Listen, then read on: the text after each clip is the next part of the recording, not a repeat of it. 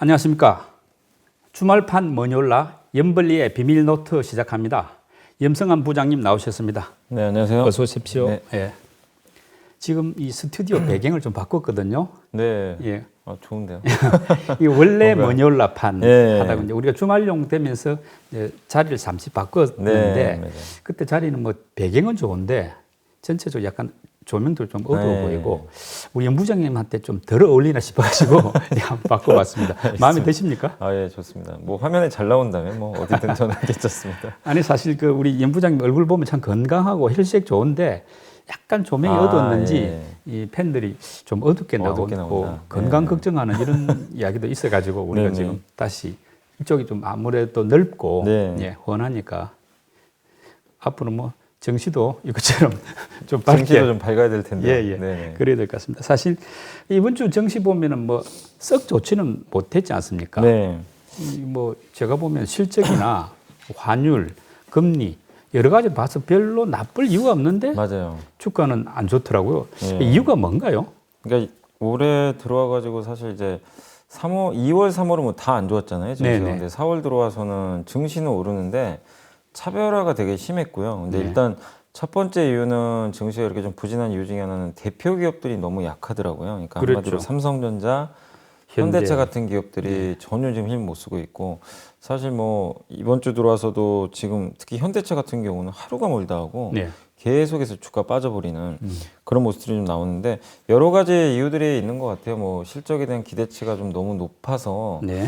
뭐 2분기에는 또 이게 실적이 1분기는 물론 좋았지만 2분기부터는 좀 꺾이는 거 아니냐, 아하. 이런 쪽 우려감도 좀 나오는 것 같고, 거기다가 또 설비 투자를 지금 많이 한다는 얘기가 있는데, 투자를 하면 또 이거 배당을 줄이지 않을까, 뭐 네. 이런 좀 우려감들도 좀 최근에 나왔던 것 같아요.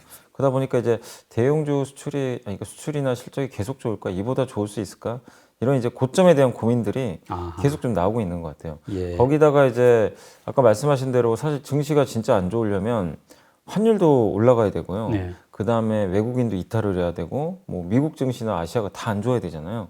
근데 한국만 안 좋아요. 예, 예. 그러니까 아무리 우리가 생각해 공매도 받기는 아. 다음 주에, 왜냐면 한국만의 특수성이 공매도 재개잖아요. 네. 전 세계 어느 나라를 봐도 이런 이슈가 지금 없기 때문에 심리적으로 개인들이 불안해할 수 있는데, 오히려 지금 매수 주체를 보면 개인들은 매일 사요. 예. 매일 사는데 반대로 기관 투자는 매일 팝니다. 네. 오히려 공격적으로 파는데, 아마 기관 투자들이 뭐 어떤 이유인지 모르겠지만 오히려 더 불안감을 노출시키면서 공매도 재개를 앞두고 주식 비중을 급격하게 줄이거든요. 그러니까 네. 평소보다 더 공격적으로 팔더라고요. 네, 네. 그러니까 이 기관들이 매도하고 있는 거의 대부분의 종목을 보시면 제가 아까 말씀드린 대로 우리 한국의 주도주였어요. 뭐 BBIG 같은 뭐 예. 반도체도 팔고, 뭐 아니면 배터리도 팔고, 최근에 뭐 계속해서 이런 뭐 자동차도 팔고, 기존의 주도주를 일단 매도를 하는데, 이 기업들이 시총이 크잖아요. 네. 그러니까 증시는 당연히 빠져요, 이들 기업 때문에. 예. 그러니까 이런 것까지 맞물려 가지고 국내 증시가 다른 나라들이 상당히 좋은 분위기 이어가는데도 불구하고 한국만 유독 좀 어려운 흐름이 좀 이번 주에 이어졌다라고 네. 보시는 게 좋겠습니다. 그러니까 뭐 말씀대로 공매도 재개라는 부담은 분명히 시장에 이제 반영이 됐을 것 같은데 네. 우리가 공매도라는 게 뭐 하루 이틀 예고됐던 게 아니라 쭉 이어졌지 않습니까? 근데 이제 막상 재개를 앞두면 이게 반영이 됐으니까 별로 영향이 없을 것이다라고 네. 봤는데, 실제로는 조금 더 기관들이 특히 좀 더 겁을 내는 그런 느낌도 듭니다. 겁일 수도 있고요. 예. 아니면 뭐 아까 말씀드린 대로 기관들이 포지션을 바꿔버린 거죠. 네. 왜냐하면 지금 공매도가 일단 이제 나오는, 앞으로 다음 주부터 나올 텐데, 그걸 앞두고 이제 기관 투자자 입장에서는 선택을 하는 것 같아요. 네. 지금 어쨌든 가장 좋은 섹터 쪽에 집중을 해보자. 네. 왜냐하면 좀 앞으로 안 좋아지거나 뭔가 그동안 많이 올랐거나 이런 쪽은 공매도 타깃이 될 수 있다 네. 보니까 지금 상대적으로 펀더멘털이 제일 좋아지는 쪽이 아까 말씀드린 경기 민감주가 너무 좋거든요. 네. 일단 실적 전망치도 좋고 막 이러다 보니까 이쪽으로 쏠림 현상이 네. 기관들이 좀 나왔던 것 같아요. 아. 근데 많은 분들이 좀 아쉬워할 수밖에 없는 것 같아요. 기관 투자들이 이걸 겁을 낼 게 아니라 어떻게 보면 좀 좋은 기업들 좀 계속 담아주고, 특히 연기금 같은 경우는 계속 매도하거든요. 그때 약간 조정한다고 했는데도 예. 주식을 팔아버려요. 그래서 좀 답답한데, 오히려 불안해하실 분들은 개인인데 예. 오히려 개인들은 또 용기 내서 사시는 것 사죠. 같고, 예. 그래서 저는 뭐 매수는 뭐 개인 투자분들 이렇게 좋은 자리에서 매수하시는 거는 뭐 좋다고 생각은 하는데, 지금 SK IT가 이번 주에 청약이 있었잖아요. 네, 그러다 보니까 개인 투자분들 돈이 거기 많이 들어가 있어요. 그 부분이 좀 예. 이따 여쭤보기로 그러니까 하고. 예. 그러다 보니까 좀 이제 매수 동력이 좀 떨어졌던 거죠. 아. 예, 그런 것들도. 예. 그래가지고 지금 최근에 증시가 좀 어떻게 보면은 기관들의 그냥 매도에 의해서 좀 휘둘려 버리는 네. 그런 좀 굉장히 좀 취약한 네. 모습이 좀 이번 주에 펼쳐졌다 이렇게 좀 보고 있습니다. 그리고 이번 주에 이제 미국발 변수 두 가지가 있지 않았습니까? 그러니까 FOMC하고 바이든 대통령 네. 의회 연설. 요 두 가지가 변수가 클 걸로 봤는데 막상 시장에는 크게 뭐 제한적이고 오히려 좀 중립적이나 크게 도움은 안 될 것 같은데 그렇다고 네. 뭐 부담이 됐던 건 아니지 않나요? 일단 어떤가요? 이제 FOMC는 오히려 좋았어요. 좋았어요? 예, 그러니까 왜냐하면 FOMC에서 혹시나 또 무슨 테이퍼링이나 네. 긴축 얘기를 하면 어떡할까 네. 사람들이 좀 가슴을 졸여했던 분도 계세요. 왜냐하면 그 FOMC 전에 이제 그 연준 이제 연준에 이제 은행 총재들이 되게 많잖아요. 지방은행. 거기서 이제 한 분이 아마 그런 얘기를 했나 보더라고요. 이 백신 접종률이 많아지면 어느 정도 되면 테이퍼링을 해야 된다. 네. 이런 얘기를 했나 봐요. 그래서 이거 미국의 백신 접종률이 지금 가속화되고 있으니까 이번에 하는 거 아닐까? 약간 이런 좀 그 얘기들이 있었나 봐요. 그래서 혹시나 하는 이제 마음을 갖고 있었는데 다행히 연준 의장은 이제 일축을 했죠. 네. 아직은 우리가 뭐 긴축으로 나아갈 상황은 아니다. 아니다. 그리고 예. 캐나다가 얼마 전에 했잖아요. 예, 먼저 예. 테이퍼링을. 그래서 그것도 걱정을 많이 했죠. 왜냐하면 캐나다하고 미국이 같은 방향으로 자주 가거든요. 네. 그래서 그런 이유 때문에 한 거지 사실은 뭐 이거 FOMC에서 진짜 테이퍼링 하려나? 이런 이제 추측까지 우리가 할 필요는 없었던 거죠. 그래서 어쨌든 이번 FOMC는 정말 뭐 다시 한번 연준 의장이 비둘기라는 걸 우리한테 각인시켜준 네. 좋은 뭐 FOMC였다. 네. 이렇게 좀 보시면 좋을 것 같고 그 다음에 이제 증세 이슈도 좀 있었던 것 같긴 한데 네. 그 증세 이슈와 관련해 가지고는 시장이 또 미리 또 선반영됐던 것 같아요. 네. 그 전부터 뉴스가 나왔잖아요. 예, 예. 그래서 그런 것들도 별로 증시에 큰 영향 안 주면서 미국 증시는 어쨌든 또 사상 최고치를 넘는 네. 그런 강세 흐름을 계속 이어가고 있는 것 같습니다. 네.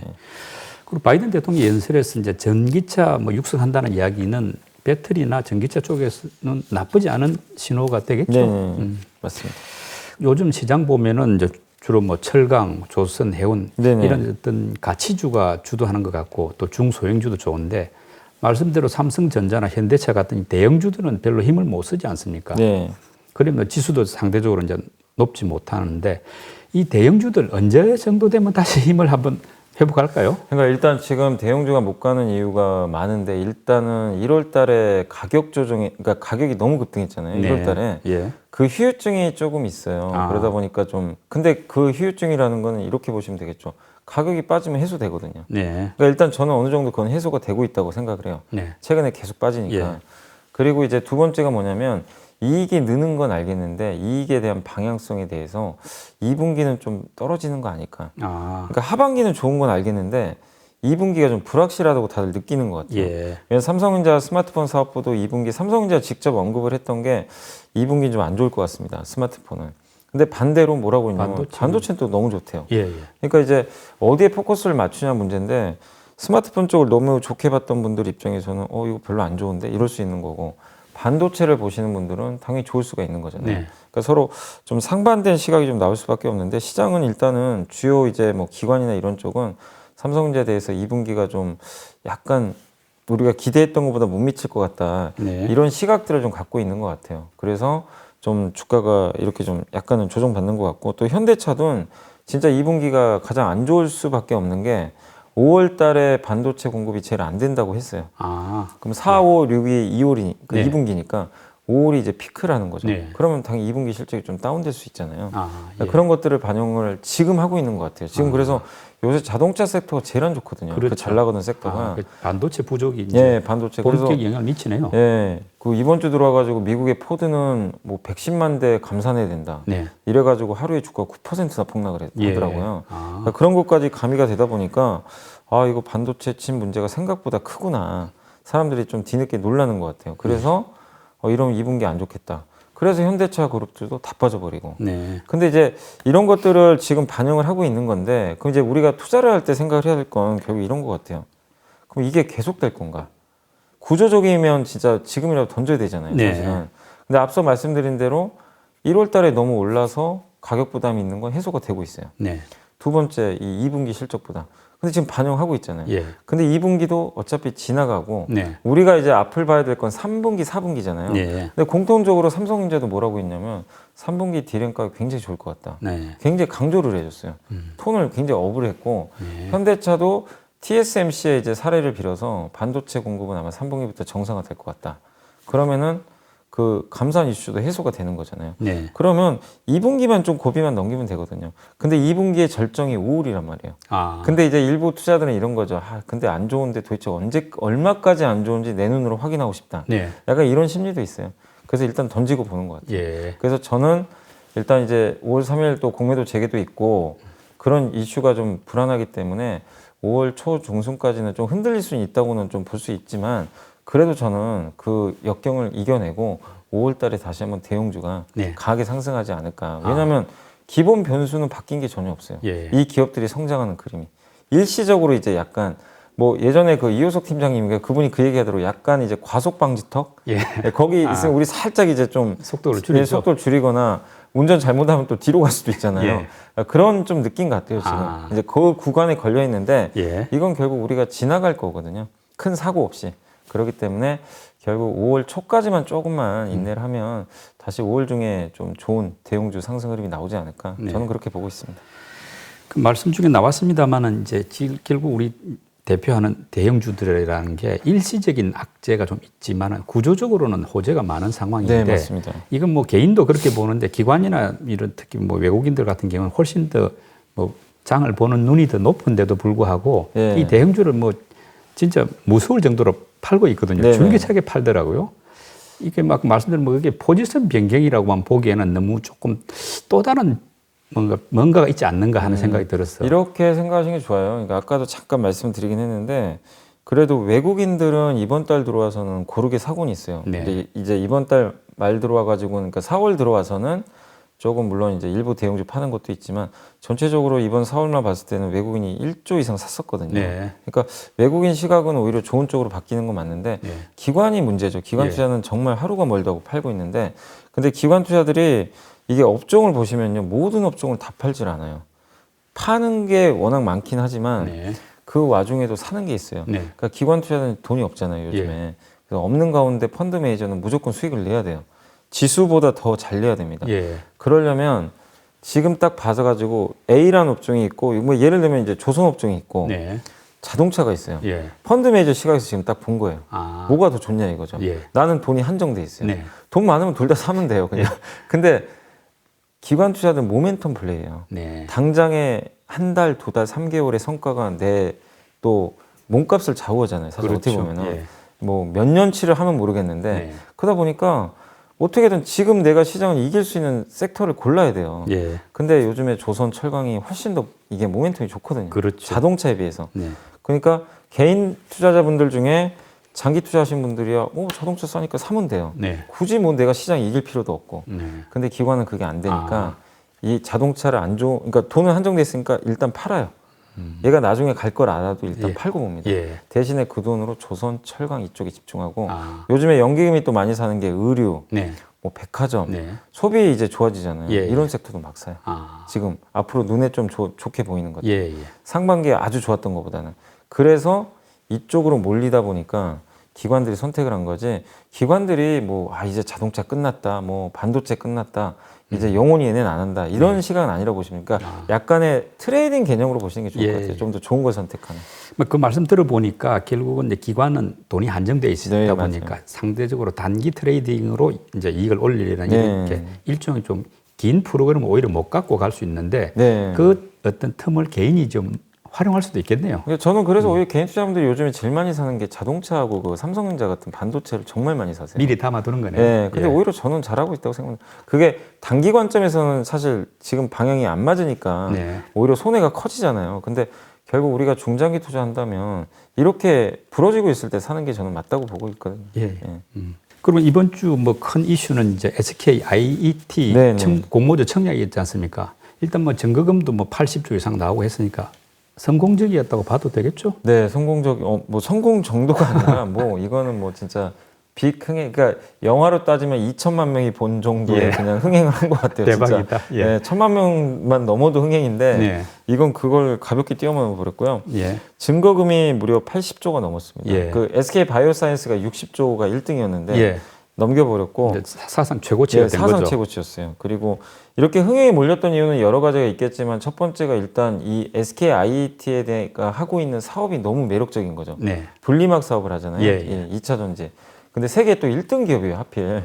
그러다 보니까 아, 이 기업 내가 공모가에 받아서 내가 손해는 안 보겠다. 네. 아, 물리면 갖고 가면 되지. 약간 예. 장기 성행도 할 수 있는 거니까 그런 이제 산업에 대한 기대감이 워낙 컸었고 두 번째가 일단은 그 이번에 증거금이 있게 몰렸던 이유 중에 하나가 이번에 막차란 얘기가 많이 있었어요. 이 균등 배분 중에서 중복 청약 거의 막차라는 이제 예, 예. 그런 이제 얘기가 나오다 보니까 네. 사람들이 이제 이번에 안 하면 안 되겠다. 예. 그리고 대여급이잖아요. 네, 네. 그래서 제가 알아보니까 6월 19일까지 그 증권 신고서를 내면 네. 상장하려는 기업이 그 회사까지는 그걸 해준다 그러더라고요. 그 중복 청약을. 네. 예, 근데 6월 20일부터 이렇게 만약에 증권 신고서를 내면 그때부터는 중복 청약이 불가능합니다. 아, 그러면 이번이 SK IT가 거의 막차잖아요. 네. 그러다 보니까 이번에 내가 어쨌든 5군데 다 놓으면 네. 에이, 한 주라도 되겠지. 예. 이런 이제 심리로 이번에 청약들을 많이 하셨던 것 같은데 근데 5군데 하신 분들이 되게 많으신데 결론은 못 받으실 분도 되게 많으실 것 같더라고요. 왜냐하면 SK증권에 청약을 하신 분이 계세요. 네. 그분들은 한 주는 무조건 다 받아요. 아, 그분들은 일단은 왜냐하면 이제 청약 그 받은 물량보다 그 청구한 게 더 적기 때문에 네. 한 주씩은 다 나눠주는데 아. 나머지 4개에서는 추첨 들어가요. 추첨 들어가네. 그러니까 운 나쁘면 한 주도 못 받는 경우도 예. 있어요. 그래서 이건 어쩔 수 없는 거죠. 그만큼 너무 몰렸으니까. 경쟁이 높아졌으니까. 예. 어떤 분들은 뭐 그 한 증권사 지점 가가지고 밤을 새신 분도 계시대요. 예. 왜냐면 청약 계좌 틀려고. 아. 왜냐면 청약 계좌를 틀 수 있는 한도가 있나 봐요. 하루에. 네. 지점마다 다른데 그거 만약에 못 틀면 끝나버리니까. 네. 근데 그런 또 해프닝도 있을 정도로 예. 진짜 한마디로 청약 강풍이다. 그래서 제가 느꼈던 건 이런 걸 보면서 와, 정말 시장에 돈이 이렇게 풀렸구나. 예. 제가 주식시장이 올라가는 이유를 다시 한번 느꼈어요. 아. 이 돈의 흐름 때문에. 근데 이제 이 대형 IPO가 있으면 이제 공모주 청약으로 돈이 자금이 몰리지 않습니까? 사실 이번 SK IT 같은 경우도 사상 최고치로 80조 이상 네. 몰리다 보니까 그것 때문에 시장에 이제 다른 종목으로 돈이 좀 덜 가지 않았느냐 네. 싶은 생각도 들고 이 말은 역으로 이제 공모주 청약이 끝났으니까 다음 주부터는 또 이런 자금들이 이제 개인들이 이제 돈을 받으니까 다시 투자할 수 있는 네. 뭐 그러면서 다른 종목들이 좀 올라갈 수 있는 가능성도 높아지는 거 아닙니까? 네, 저도 일단 그렇게 보고 있고요. 일단 아무래도 이렇게 공모급 중에서 대여가 있으면 네. 그것도 80조 넘는 돈이잖아요. 네. 그렇게 그런 돈들이 어쨌든 묶여 있잖아요. 그렇죠. 묶여 있다 보면은 사실 이제 투자하려고 하셨던 분들도 그쪽에 집중하다 보면 당연히 투자금을 빼서 하신 분도 분명히 네. 계실 거예요. 그래서 이게 증시 수급에는 원래 안 좋아요. 이런 대형주들이 공모를 하게 되면 예. 일시적으로 수급이 쏠려버려요, 그쪽으로. 그러니까요. 예, 그래서 당연히 다른 기업들 수급이 안 좋은데 역으로 생각하면 이제 5월 3일 날 공매도도 물론 재개가 되지만 SK IT 환불금이 나옵니다. 그날 네. 나오니까. 예. 그럼 아마 이제 그 돈을 가지고 물론 뭐 주식 안 하실 분도 계시겠지만 많은 돈들이 또 시장에 머물러 있다면 네. 당연히 개인 수급에는 되게 좋게 작용할 수 있는 거거든요. 예. 그래서 지금 요즘에 개인 투자분들이 그렇게 공격적이진 않으세요, 사실. 네. 그렇지만 5월 3일을 기점으로 해서는 개인들의 좀 순매수도 좀 강화되지 않을까 이렇게 생각은 하고 있습니다. 그런 좀 특정 그룹이긴 하지만은 LG 그룹주가 이제 그 지배구조 개편을 위한 인적 분할을 한다. 이래가지고 이제 5월 26일까지네요. 네. 한 달 정도 이제 거래가 정지가 됐는데 이런 상황이 LG 계열사 주가에는 어떤 영향인가 이것도 좀 궁금하거든요. 네. 어떤 거는 올라가고 어떤 또 계열사는 내려가고 뭐 그러더라고요. 네, 그러니까 일단 LG가 그 이번에 LG 상사죠. 네. LG 상사 계열하고 이제 분할을 하는데 네. LG하고 LX로 이제 나눠지거든요. 네. 그래서 LG는 이제 기존의 LG에 이제 들어가 있는 회사들은 뭐 LG 전자도 있고 네. LG 화학, 그다음에 LG U 플러스 통신, 네. LG 디스플레이, 또 LG 생활건강 네. 이런 기업들도 LG 이노텍까지 있습니다. 예. 예, 이 기업들이 이제는 LG 그룹 밑에 그냥 그대로 있게 되는 거고 사실 뭐 크게 바뀌는 건 없어요. 그냥 LG에 있던 기업들이 그냥 그대로 남아 있는 네. 거라서 이 기업들 같은 경우는 주가에 그렇게 큰 영향을 줄 만한 요소는 아닙니다. 아, 근데 LX 밑으로 가는 기업들이 좀 주가 변동성이 있었어요. LX 밑에 LG 상사가 있고요. 예. 그 다음에 그 LG MMA라고 있습니다. 이게 뭐 하는 회사냐면은 페인트나 접착제 같은 거 있잖아요. 그런 예. 거 만드는 화학 소재, 화학 소재 업체예요. 네. 그 회사가 하나 있고 그 다음에 실리콘웍스, 네. 예, 반도체 칩을 설계하는 회사입니다. 디스플레이. 그 다음에 건자재 회사죠. LG 하우시스. 네. 이 기업들이 이제 LX 밑으로 들어가는데, 근데 이 기업들은 주가들이 대부분 좋았어요. 네. 왜냐하면 일단 이 기업들의 업황 자체도 나쁘진 않은데 이 LG가에만 이게 있었잖아요. 네. 이 기업들이 LG란 타이틀을 가지고 이제 영업을 하다 보니까 다른 이제 LG랑 관계없는 회사 쪽으로 매출을 늘리기가 좀 쉽지 않았던 거죠. 영업하기가. 예. LG 예. 내부 매출을 좀 해야 되니까. 그러니까요. 근데 어쨌든 이제 LX로 떨어져 나가요. 근데 LX는 LG보다 훨씬 작잖아요. 네. 그러다 보니까 이 LX라는 그룹이 성장하기 위해서는 어쨌든 외부랑 많이 영업을 해야 되겠죠. 네. 외부 쪽에. 그래서 그 얘기가 있었어요. 원래 실리콘웍스가 주로 LG그룹의 그 반도체 칩을 많이 설계를 해줬거든요. 네. 근데 어느 날 보니까 삼성에 납품한다는 얘기도 있더라고요. 아. 떨어져 나가면서. 예, 예. 그러니까 할 수 있는 게 이제 영업의 폭이 넓어졌죠. 넓어졌죠. 예, 그러니까 야. LG MMA도 뭐 다른 회사에 더 납품할 수도 있는 거고, LG 하우시스도 마찬가지고.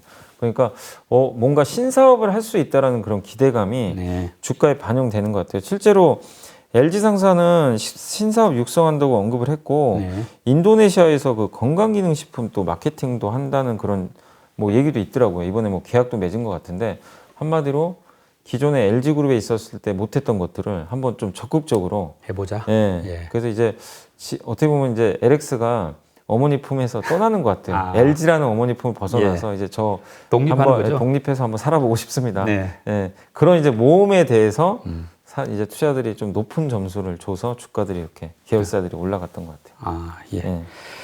그리고 이번 주에 이제 많이 오른 섹터, 그 종목은 뭔지 한번 설명해 네, 주시죠. 이번 주에 좀 많이 오른 거는 뭐 아까도 잠깐 언급드렸지만 철강입니다. 철강 섹터가 예. 한 주에만 20%가 올랐어요. 어마어마하게 올랐죠. 어마어마한 거고요. 예. 그다음 두 번째가 이제 코로나19 진단 키트도 많이 예. 올랐어요. 아. 왜냐하면 그 일부 종목들이 이제 실적 발표를 했는데 너무 잘 나온 거예요. 예. 실적이 진단 네. 키트가 지금 많이 쓰이잖아요. 네. 진단 키트가 한 12% 올랐고, 세 번째가 공동 3인데 바다와 관련된 해운, 조선. 이 두 개 회사들이 10%씩 올랐고, 예. 그다음 네 번째가 이제 그 정유주. 정유. 예. 예. 이번 S-오일이 실적도 잘 나왔더라고요. 그렇죠. 그래서 예. 한 7%. 그리고 건설주가 4.5%. 예. 이제 2차 전지가 4%, 의류가 2%인데 이걸 딱 보시는 분들이 아마 느끼실 거예요. 코로나 진단 키트 하나 빼고는 다 옛날 산업들이에요. 네.